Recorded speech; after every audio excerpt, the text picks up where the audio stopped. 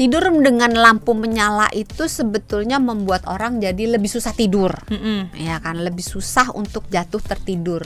Kenapa? Karena hormon melatonin. Hormon melatonin adalah hormon yang membuat kita jatuh tertidur, bikin kita ngantuk kalau kadarnya tinggi. Nah, hormon melatonin akan mulai dibentuk kalau suasananya gelap, mulai redup, mulai dibuat.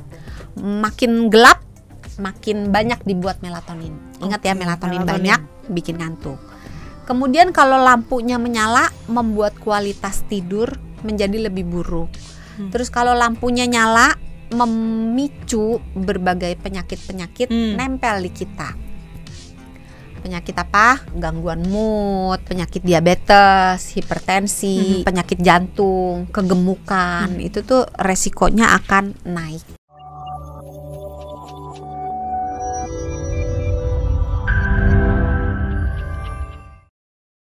Ini kalau tadi untuk lampu menyala, kalau untuk lampu mati tadi kan berarti melatonin nih yang berperan di sini gitu kan, manfaatnya jadi bagus, meningkatkan kualitas tidurnya juga jadi lebih baik. Apakah ada manfaat-manfaat lainnya sih Dok kalau misalnya kita tidur dengan lampunya mati? Ya sebenarnya paling bermanfaat itu karena melatoninnya naik, itu adalah sumbernya ya. Sumbernya, sehingga membuat kualitas tidur itu, membuat kuantitas tidur itu terpenuhi. Dan kalau kita tidurnya terpenuhi, otomatis semua penyakit-penyakit itu jauh gak usah dilanjutin. Kita semuanya ada. Gitu. Tapi bukan berarti saya udah tidur tapi kok tetap kena penyakit. Jangan dibolak-balik netizen. Kadang-kadang lelah menjawab. Betul. Ya, jadi intinya adalah si melatoninnya ini tadi sebenarnya ya. Nah, ini panggilan untuk Anda yang sama kayak saya juga kalau tidur ini senangnya lampu nyala. Tadi kan kita sudah mention, nanti ada tipsnya. Ini agak kita majuin dikit. Gimana caranya Dok untuk Sesa dan juga sahabat Sonora lainnya suka tidur dengan lampu nyala tapi ingin mendapatkan kualitas tidur yang baik? Caranya tuh gimana? Kalau bisa sumber lampunya jangan dari kamar tidurnya.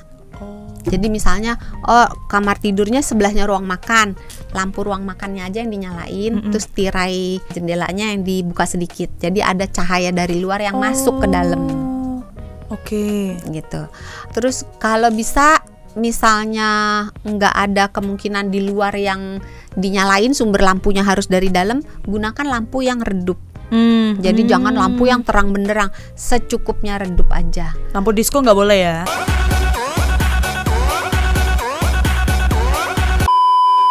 Yang akunya masih remaja gitu kan. Remaja dewasa, kita selalu bilang remaja dewasa. Lanjut. Nah, selain dari lampu yang menyala di atas itu, biasanya kalau belum tidur Sesa, nah itu juga merupakan sumber cahaya. Benar. Jadi yang dikatakan sumber cahaya itu nggak cuma lampu, nggak cuma matahari, tapi juga berbagai alat gadget. Bahkan kalau misalnya kita punya lampu yang buat jam, karena jam ada yang tulisannya 10.35 misalnya, itu yang bentukannya ada nyalanya itu juga merupakan salah satu sumber, termasuk itu termasuk sumber cahaya.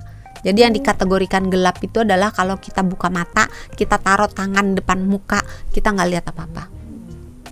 Masih lihat kan? Berarti terang. Ya kan ada dua Dok. Iya. Terang ya. Nah kalau gelap nggak kelihatan sama sekali, itulah kategori gelap. Jadi jangan merusak tidur kita dengan memasukkan cahaya-cahaya yang tidak perlu pada jam yang tidak tepat.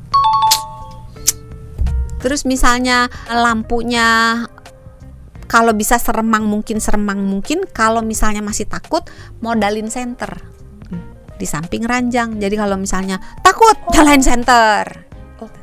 Oke. Kan katanya takut kan? Bener. Sesa kan takut. Bener. Takut kan bisa dihilangkan dengan terang. Nah kalau misalnya merasa takut, nyalain senternya. Jadi kita punya seperti semacam pegangan dalam tanda kutip. Jadi taruh senter di tempat yang mudah terjangkau. Terus kalau misalnya nggak bisa juga harus dengan lampu yang terang benderang rang gitu, beli penutup mata. Yang tadi kita lihat ada di sini. Nanti di sini sediakan. Nah penutup mata itu gunanya apa? Kan kayak Sesa takut nih. Takut. Kalau matanya ditutup tiba-tiba ada apa-apa kan tinggal dibuka. Oh iya benar. Tapi kalau udah ketakutan gimana bukanya? Cara bukanya. Sesa kalau takut lucu ya sahabat Sonora. Bentukannya Sesa kalau takut. Jadi kalau tiba-tiba malam Jumat ada yang nyolek kayak gitu. Gimana? Kan udah takut duluan jadi gak terus dibukain nanti sama mbaknya. Ayo lanjut, ayo. Membuat jadi lebih tenang kan. Jadi ya udah nggak apa-apa lampunya dinyalain, tapi pakai penutup mata. Gitu. Jadi tetap ada caranya sahabat Sonora, bukan berarti. Kalau nggak punya penutup mata, sarung. Iya boleh. Serius apa aja boleh? Iya kan handuk. Boleh. Enggak dong dok. Apa aja boleh. Kan lembab habis mandi. Ya, kering lah. Berarti gimana caranya? Lampu boleh nyala, tapi pokoknya si sebaiknya nggak nyala. Dokter Santi nggak bilang boleh nyala. Ya kalau untuk saya case-nya Doksan, saya kan takut. Iya. Berarti gitu ya. Karena biasanya selama ini saya melakukan apa yang Dokter Santi bilang sebenarnya. Lampu nyala, tapi saya tuh punya apa sih? Kain-kain pantai itu loh, sahabat Sonora yang tipis-tipis. Berarti nggak tahu kalau ada masker mata itu. Tahu, yang ini kan. Tapi nggak mau beli. Nggak mau beli karena ada sarung.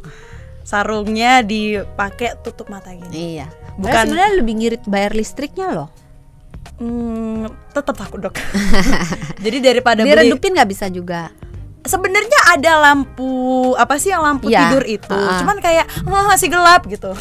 Pasang lampu tidurnya 2. Ya kenapa nggak lampu satu aja sih dok?